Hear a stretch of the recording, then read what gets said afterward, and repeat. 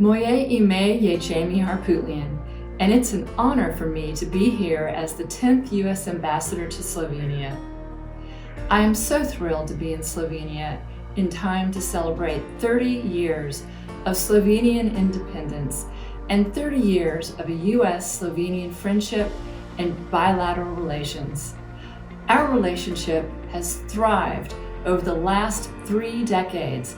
It has only become stronger, not only between our two governments, but also between Slovenian and American citizens.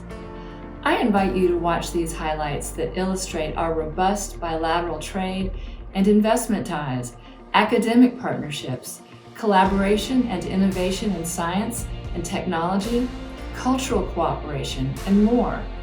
Together, we have accomplished so much. Together, we will continue to build on our shared values and interests for the next 30 years and beyond.